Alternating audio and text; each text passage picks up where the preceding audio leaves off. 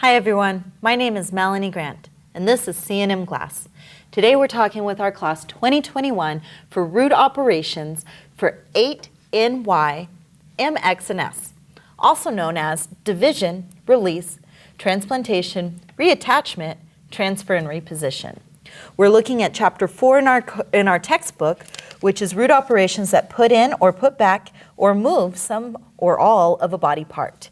And before we get started, one thing that I love to do when I'm looking at root operations is determining exactly what am I looking at. So I've given you guys a couple of shortcuts on the board here to help you in identifying these root operations this week. It's really important, first and foremost, that you identify the purpose of your procedure. A lot of coders get confused with some of these this week, so let's talk a little bit about that. Our first one is division versus release. Remember that to divide is to separate a body part. So you're taking two parts and you're dividing it for some purpose. Whereas release is when you're separating something from around the body part in order to release it from some sort of constraint. Even though you're doing the same type of procedure, it's all about where you're doing it to and what your purpose is. For transplantation, most coders find this one to be fairly easy because we think about heart transplants or lung transplants. However, it can be a little confusing when you look at the terms next to the word transfer or reposition. Now, transplantation and transfer are two that are kind of similar but mean something very different because when you transfer, you're moving within the same body to obtain a new purpose. And then last but not least, repositioning. This is when you're moving within the same body, but you're keeping the same purpose. You don't want to change it, you just want to put it in its right place or a better place for that body part. So let's look in the back at Appendix B on page 811 if you're using the same book as me. I have here my ICD-10 PCS codebook, which is the 2018 edition for Optum Print Expert. This is the required book for the class. However, if you have a different version of the code book, that's okay. So I look on page 811 in my book at Appendix C, at procedures first off that put in, put back, or move some or all of a body part. And this has 4 of the ones we're looking at this week for reattachment, reposition, transfer, and transplantation. I can see here that reattachment is putting back a detached body part, and it gives us an example such as a reattached finger. Perhaps a patient was doing some woodwork at home and accidentally cut it off. Well, they're going to come in and want to get that finger sewn back on. So that would be considered a reattachment.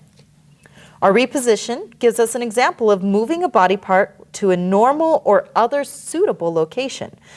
This can be some or all of the body part, and the example they give us is an undescended testicle, such as a young male whose testes didn't drop properly. So we're going to go in and help his body along with that process.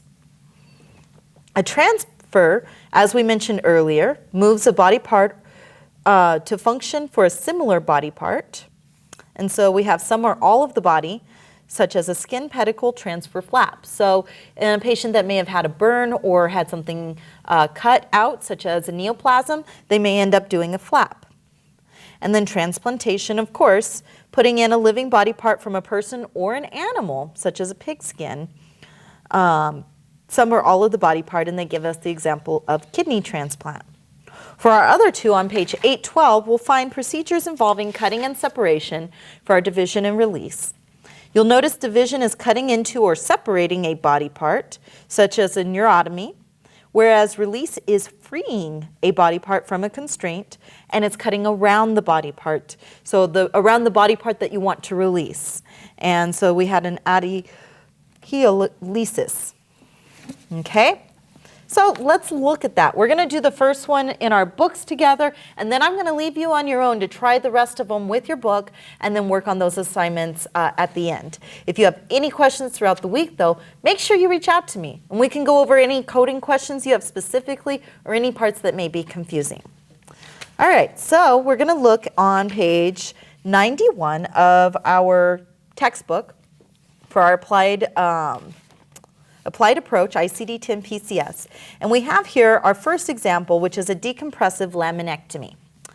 For this, it's important to identify what is the purpose of the procedure, and I'm going to show you that. Follow along with me as I code this, and we'll see if we can come up with the same code that the book has without looking to see where they're at. The first thing I want to remind you is that when you're looking at medical and surgical, we're in section 0 for medical and surgical procedures. So we always start off by saying we're doing surgery, so we're going to be 0 for medical and surgical. Then, because it's such a large section, we look up off of the root operation. You can, however, look up the term, and in some cases it'll give you some direction as to where to go. Let's do that because I want you to see exactly what you would find under laminectomy. So let's say I look up laminectomy, which is on page 75 of my alphabetical section, ICD-10 PCS. Laminectomy, however, you'll notice that we have several different options for laminectomy. We have a total of 4, in fact. We have excision, lower bones. We have excision, upper bones. Then we have release of the central nervous system and cranial nerves, and we have release of the peripheral nervous system. Now, I could say, what system am I in? And I can code from here by going to 0, 1 in. Or I can go under release, and under release I'm going to ask myself, what is it that I am releasing? Okay. So I lost my page here. So on release, I'm releasing a nerve.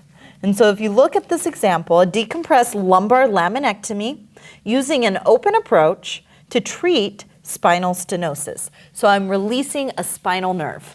And I want to look that up by going to release, and then I'll notice that it's organized by body area.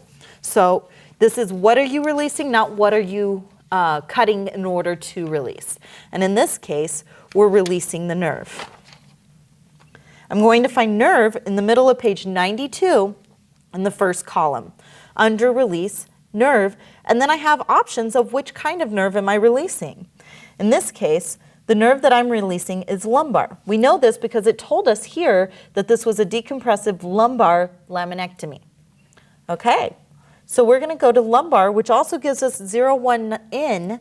However, it also takes us a little further by saying 0, 1 in, B as in boy. And I'm going to turn to that in my tabular and find the table for 0, 1 in first. Now, one thing I love about this is it gives me all kinds of details, such as the definition and an explanation for each of my tables. So I always like to look at that and make sure I'm in the right area. I can see that I'm medical and surgical, yes. Peripheral nervous system, yes. That is where I'm at. What I'm releasing is part of the peripheral nervous system for the lumbar nerves and to treat the spinal stenosis. And the purpose is to release. So I can say, yes, the table that was referenced in the beginning is correct. Now, before I start coding this table, I want to verify that there's no additional tables of 0, 1 in. So I'm going to look on my current page, which only has 1 table, and the next page to make sure that there's no additional 0, 1 in tables, which there are not. I'm also going to look at the previous page just in case I flipped somewhere in the middle. There are some surgical sections where you'll go to and there'll be 1 or 2 pages, sometimes even more, of codes and tables, and you'll want to make sure you're in the right one. Okay, so now I'm ready to look at the body part. I already know from looking earlier at release that it would be B as in boy. If I had just gone under laminectomy, I would have to read all of this to determine that. However, just to be on the safe side, I like to read through everything that's there. So I'm going to look at all the different types of releases I could be doing. And I start with cervical plexus, cervical nerve, phrenic nerve, brachial, ulnar, median, radial nerve, thoracic, lumbar plexus. And you might look through that to see if that applies. It does not. Lumbar sacral, lumbar nerve. Oh, wait, that's what I was looking for, wasn't it? I can look through the definitions and I see here spinal nerve lumbar is exactly what I wanted to be at. So I can confirm that B is correct. I'll still read through it to make sure there's no other additional body parts that identify a nerve that might be the one I'm looking at. I do see lumbar sympathetic nerve, but that's not what I'm doing.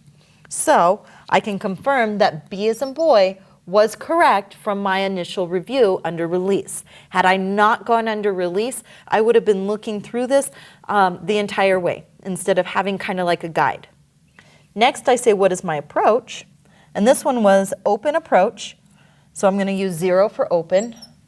And the last two are easy. There's no device or qualifier. So I know that my code is going to end in ZZ. Now I'm going to verify my code and look at the book just to make sure, since we're practicing and learning, and I can see here 01N, B0ZZ. Perfect. So we've coded now the purpose of release for a lumbar laminectomy. Keep in mind the purpose of your procedure as you're coding with this week's chapter, and make sure to let me know if you have any questions.